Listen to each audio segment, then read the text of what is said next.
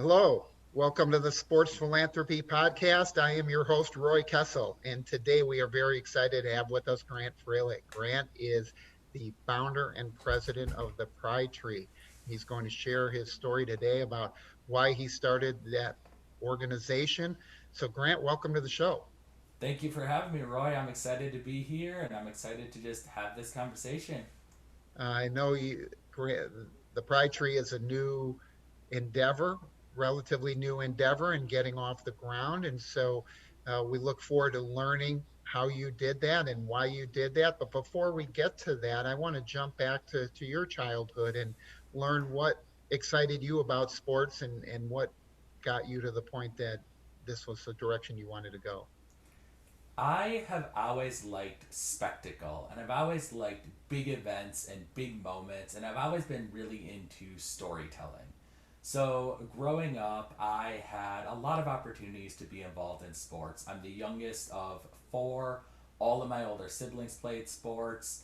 When I was about 3 weeks old, I went to my older brother's Little League games. Growing up, I played Little League Baseball, I played football, played soccer, all of those different sports. When I got into high school, I played football as well. Um, Throughout college, that's when I started to really see the impact that sports could have on this big scale and on this big level. And one of the things that just really excites me and gets me going is walking into this stadium and feeling that buzz and feeling that energy. And it doesn't exist outside of sports and entertainment. So when I was in college, I wrote my honors thesis on the New Orleans Saints and the role that the Saints played in helping New Orleans recover.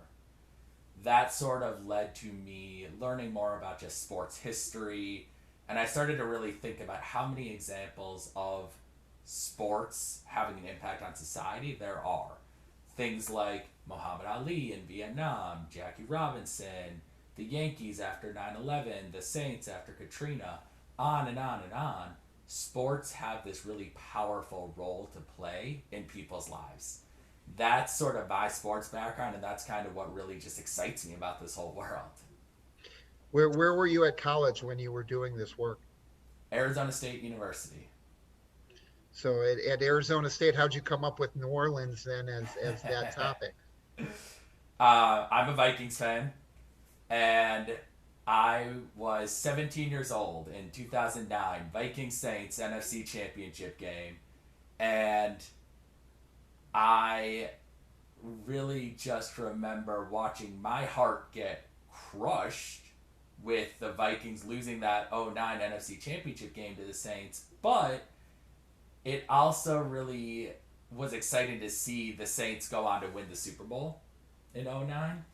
Um, and then just a few years afterwards, that's when I started to think about how meaningful it was that the Saints were able to win the Super Bowl after Katrina, and I started learning more about that. And it was a wonderful experience writing that thesis. I got to go to New Orleans during Mardi Gras, which is just an awesome experience if you ever have the opportunity.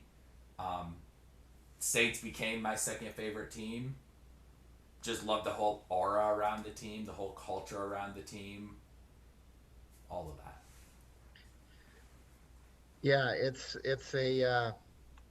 definitely an interesting phenomena. As you talked about the energy of sports and entertainment, there's hard to find anything else like that. You get that power, and it brings people together. And Katrina, you see the rallying cry for the whole city of New Orleans, the whole region that was devastated by Katrina.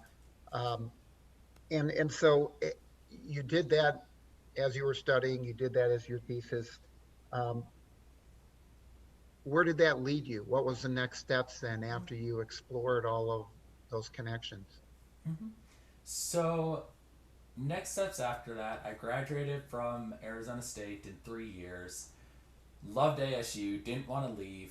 Took the fourth year, got a master's in business management, and then joined Teach for America. And Teach for America, the whole idea is we take these college students who are really bright and resilient and we train them as educators and they go teach in Title I schools. And I taught for 2 years in a low income Title I school in East Las Vegas. I taught elementary school, um, and got a second master's, and that just kind of helped me break into the education world. And I started to really see um, the impact that education can have, both positively and negatively. Continued teaching for 5 more years, all at the elementary level. And then this past school year, I had the chance to help open up a new charter school, a middle and high school. Started teaching older kids, and that's really what helped the Pride Tree get established. So you talked about the Pride Tree getting established, right? So you took your experience from Teach for America, um, but you had a vision. Yeah. You had an idea of what you wanted this to look like. Where did that come from? So, kind of the origin story of the Pride Tree here is I had always taught elementary school. And like I mentioned, this past school year, I started teaching older students and I started teaching middle and high school students. And one day, a 15-year-old non binary student came to my virtual classroom, was clearly very, very upset. And she asked to stay after class. Sure, fine. She asked to tell me something. Yeah, what's up, Kylie? It's fine.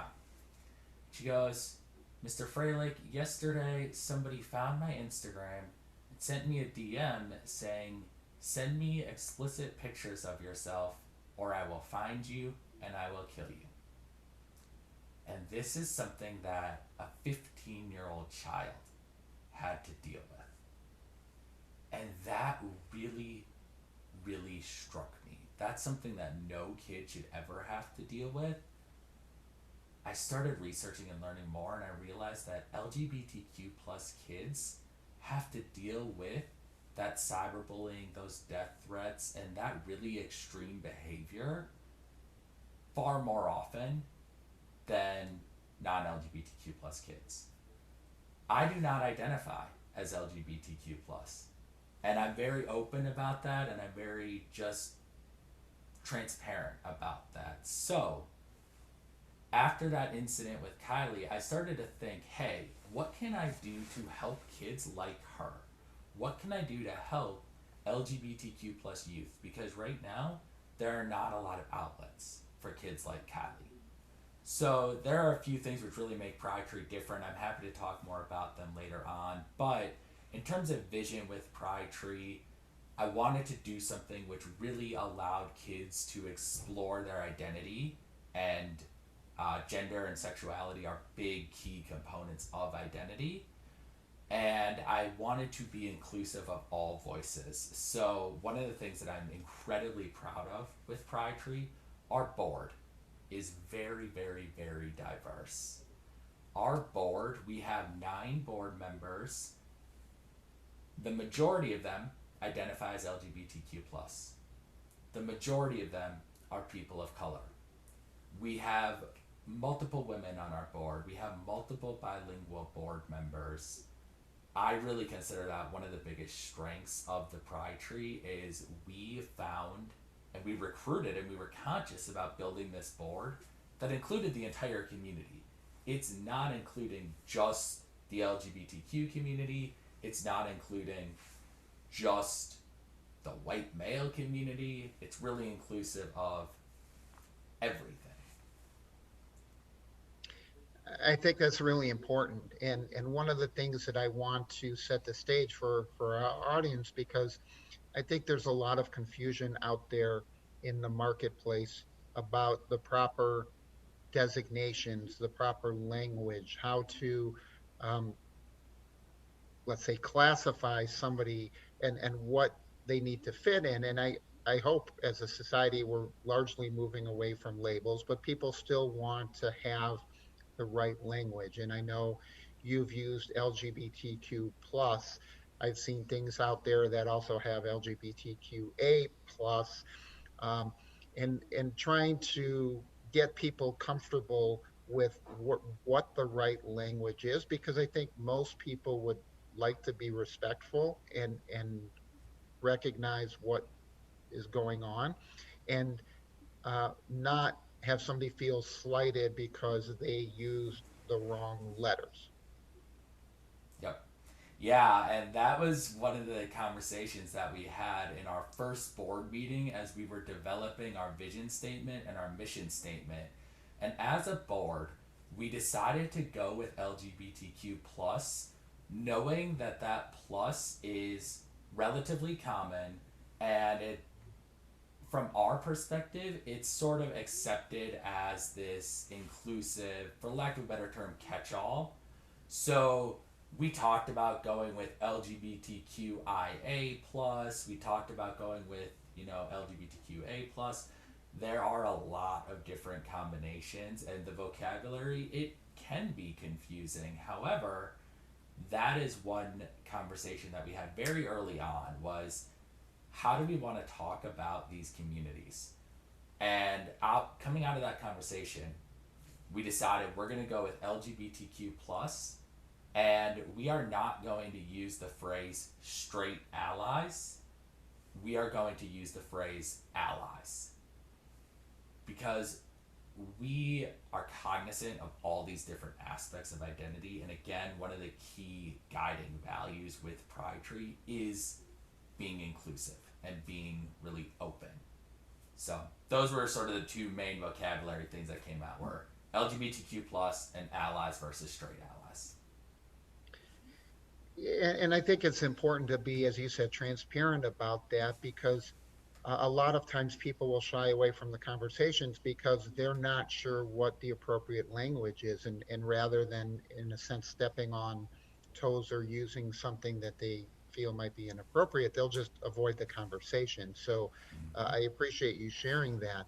Um, so you have this situation, you talk about the bullying and cyberbullying of somebody that was in one of your, one of your students. Um, Talk a little bit about, how that made you feel, and what chain reaction that set off in you to lead you to create the Pride Tree. Mm-hmm. So after I had that experience with Kylie, I started to learn more about the issues that LGBTQ plus youth have to face on a pretty regular basis. And I found out that less than half of LGBTQ plus kids were open about their sexuality and were out to an adult at school. I found out that 39% of LGBTQ plus kids have seriously considered suicide. I found out that 71% of kids, LGBTQ plus kids, had reported experiencing this discrimination. I started talking more with Kylie, and I found out that she had been bullied by teachers previously because of her identity. And all of this really hit a nerve with me. I was part of the Teach for America Social Innovation cohort, and um, as part of the social innovation cohort, I was already in the process of designing a nonprofit focused on giving a free summer camp experience to kids. After that incident with Kylie, it morphed from a free summer camp into this really comprehensive year round program. I also think a lot about how in my life, I was married in 2019, March of 2019, and nobody has ever come to me and told me that I'm not allowed to love my wife because she's a woman. That's just not a challenge that I've ever had to face. But then you have kids who feel as though they have to hide parts of who they are and feel as though they can't love people because of how they identify in XYZ way.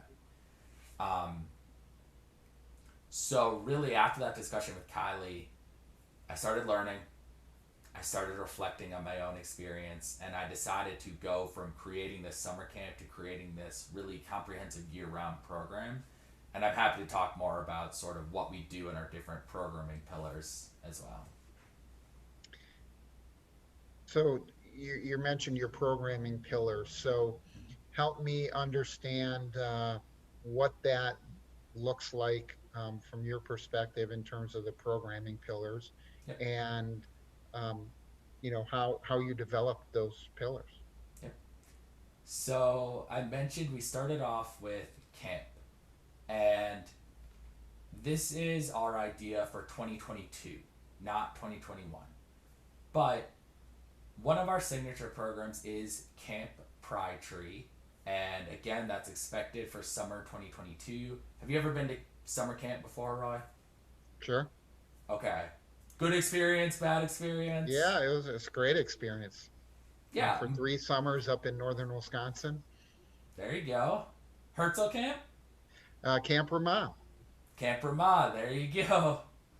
Um, my dad was Papa Ozo at Herzl back in the 70s, so we have lots of connections to Herzl and So Ramah. so that's where you get the Viking fan from. You tried to ride our Packer Brett Favre over to the Super Bowl. Didn't work. I am still haunted by Brett Favre rolling out of the pocket, throwing across his body directly to Tracy Porter in that '09 NFC Championship game. But that's a different ball game. Um, Summer camp is a very, very powerful experience, and it's a very life changing experience for a lot of kids. However, if you are a kid who identifies as LGBTQ plus, or if you're a kid who identifies as non-binary or is questioning any of this, it can be a isolating experience. And I think back on my summer camp experiences as a counselor and as a staffer, and one of the things that I did every summer is I tended to end up connecting with one of the girls' cabins. And after a few days, a lot of times the girls' cabins, even that, the language I'm using, girls' cabins, the girls' cabins would be like, oh, Grant, we want to put makeup on you, put nail polish on you, let's do a spa day, let's throw a skirt on you. I'm a 6 foot tall heterosexual dude. But I was also very conscious, I just want to give kids this moment. So I started thinking about summer camp, and really with Camp Pride Tree, we're trying to remove all of the gender and sexual identity barriers. We're not going to have boys' cabins, girls' cabins. We're breaking down cabins by ages, not by gender. I think that's one thing that will help set Camp Pride Tree apart. Even though camp is a really powerful thing, it's still a very small part of the year. So that led to Club Pride Tree. Club Pride Tree is after school programming. We're already piloting this at one school. We have an agreement with another school, and we're looking to expand that out. And this is after school identity based programming. This is another thing that helps Pride Tree stand out. We don't ask kids to come to us, we bring our programs directly to the kids. And during Club Pride Tree, we talk about things like LGBTQ plus representation in pop culture and in media. We talk about the history of gay marriage. We talk about laws that protect LGBTQ kids. We talk about how to navigate the coming out process. We are very big on including community partners, guest speakers, things like that. And then the other main pillar of our programming that I get really revved up about, we're planning to roll this out in August, is a mentoring program. And the idea with this mentoring program is you get a middle schooler and a high schooler, you pair them up with a college student and a working professional. And it's all based on a common interest. Example, law. Middle schooler and high schooler interested in law, they get paired up with a UNLV pre-law student and an actual working lawyer, and everyone benefits in this arrangement. The middle schooler gets some career guidance, the middle schooler and high schoolers get career guidance, the middle schooler gets help transitioning to high school, The high schooler gets help transitioning to college. The college student gets help, fingers crossed, getting a job after college. Um, those are kind of the three big ones: are club pride tree, camp pride tree, and that pride tree mentor. Yeah, and I think that you hit on a key point, which is one of the things we talk to all kinds of groups about, and athletes and students and everything in between, that the mentor relationship really benefits everybody.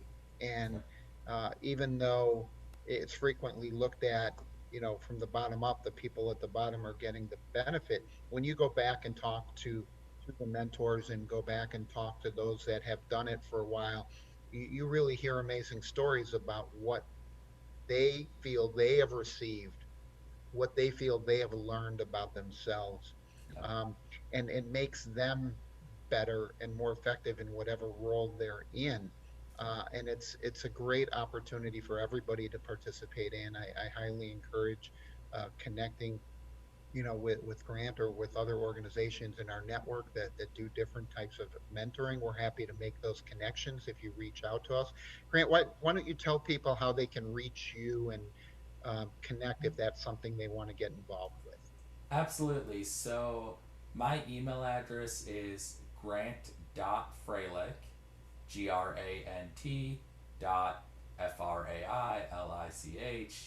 at theprietreelv.org. As I was laying that out, I also realized, my name is going to be on the bottom of this podcast. So in case I spelled it too fast or something, you can grab it there.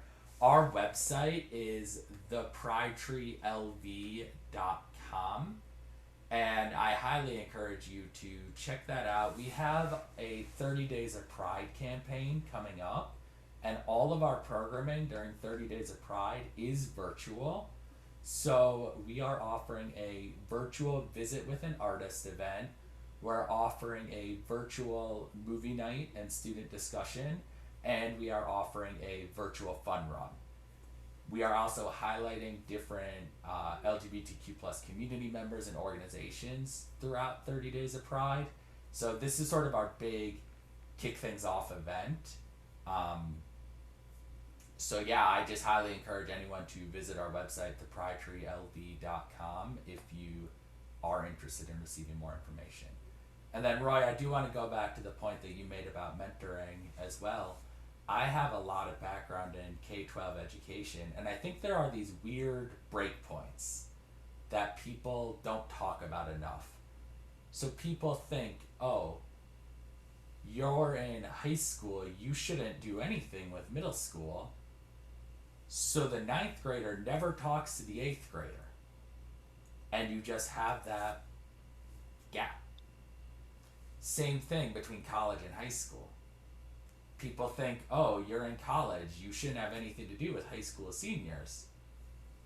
Well, you have that weird gap, and as we see, there are so many kids that struggle to cross these gaps and cross these bridges. So that's what really gets me revved up with this mentoring program, is, like you said, just connecting people. Well, the connection is critical, but I think that your rationale for creating this, right? You talked about the experiences that led to that creation. Talk about, you've been doing this for a little while now. What for you were some of the biggest challenges up to this point? So the biggest challenges are we're an unknown entity, and there are not a lot of other organizations that do what we do. There are not a lot of organizations that serve LGBTQ plus youth, and the ones that do typically don't bring the programming directly to schools. So probably our biggest challenge so far has been really trying to connect with different school partners, and that is also complicated, of course, by COVID. It's a difficult time for everyone working within schools right now. That's been one of the biggest challenges, is really finalizing these partnerships. That said, we have been piloting this at one school throughout the spring. We have an agreement with the second school, and we are in talks with 2 to 3 other schools at this point. So our goal is really to be hitting 4 to 5 schools, 75 to 100 kids every single week, and that is really going to scale up in August. That's been one of the big challenges, and then again, just establishing that brand awareness and getting people to know who we are, what we're about, what we stand for, and just kind of the role that we play in this world. It's hard to get an organization off the ground, and we frequently have groups coming to us that want to be part of the network that are really way behind you, right? They're literally just an idea. They haven't filed for formation. They haven't really done any of those things, and so it's instructive for them to hear about those steps because when you're at the beginning, everything seems overwhelming.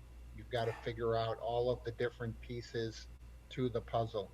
So, if you were looking back at yourself as you started putting this concept together, what are a couple things that you can think of that you wish somebody had told you? Hmm. Patience is a virtue. Patience is a virtue. I am not a very patient person by nature, and I remember it was the first week of December when I laid out my initial pitch. And 4 months later, here we are sitting with this fully formed, recognized nonprofit, 501c3 status pending, offering programming, developing partnerships. But it was hard to get to this point. Um, I think there were people that told me, why don't you just fill the board with your friends? Why don't you just go pick some buddies of yours and go file and become a nonprofit? And we could have done that. But I wanted to take the time to really do it right from the get go. So I think that would be something that um, I guess it's Well, not so much something I wish someone would have told me, but just something that I want to share with other people is take the time to really focus in on your board and be sure that you have a solid plan in place. Don't just rush. Don't just rush.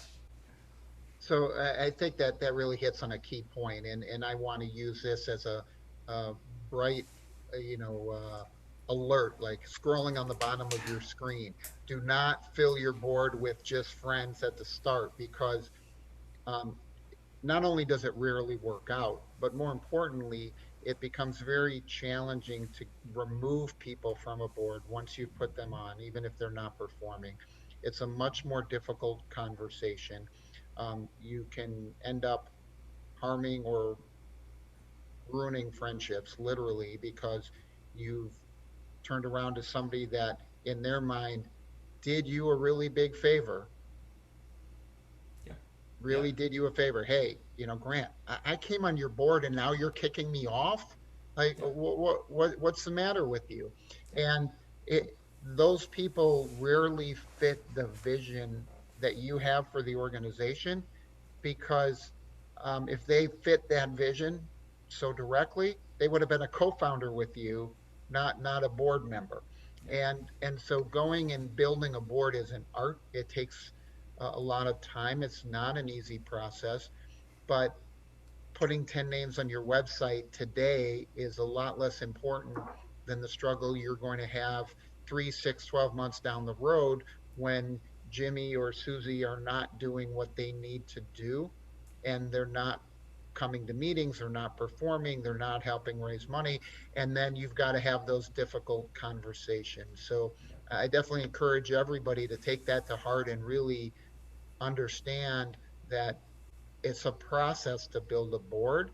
It's not a shopping trip. You're not going to Best Buy and saying, I'm going to fill up my cart and I have all my board members tonight. So take the time and do it well. We've got a lot of resources on board development if people need that they can reach out and get. So now we're going to look forward. you're sitting here, hopefully at the towards the end of the COVID era, um, and looking ahead to programming. You're talking about being in schools, 4 to 5 schools a week, everything like that. Um, I think that there's really a great opportunity for you to expand there. So give us a little bit of the blueprint for the next 3 years. Yep. So, blueprint for the next 3 years is continue expanding beyond those 4 to 5 schools. One of the beautiful things about Pry Tree is that our costs are minimized because we don't have to pay rent on a physical facility. And we are bringing this programming again to schools. So I would love to see 4 to 5 schools turn into 10 to 12 in the 2022-2023 school year. Um, and then just continue expanding beyond that. So 15 to 18 the following year. And I would love to really continue developing these partnerships with different nonprofits throughout Southern Nevada. And ultimately, this lack of support for LGBTQ plus youth, it impacts Southern Nevada, but it is a national problem.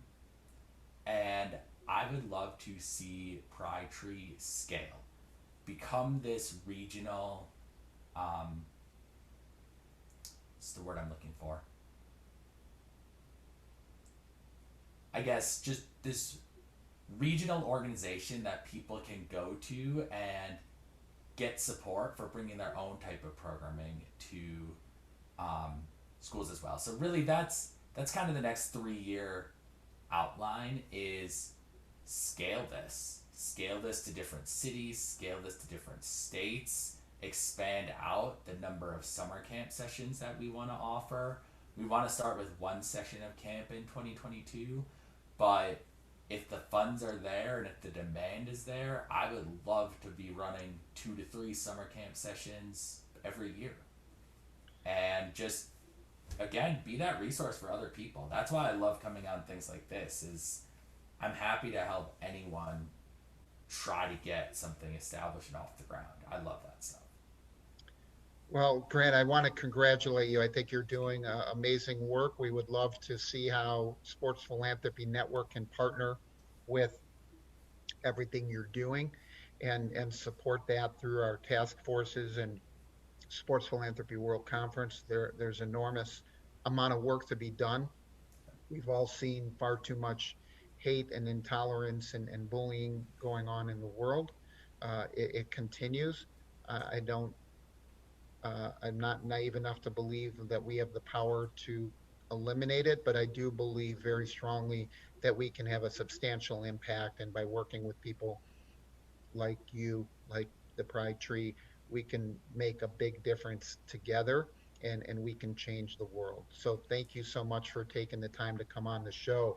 Before we let you go, I do want to put you on the spot for a minute, and we're going to wave our sports philanthropy magic wand.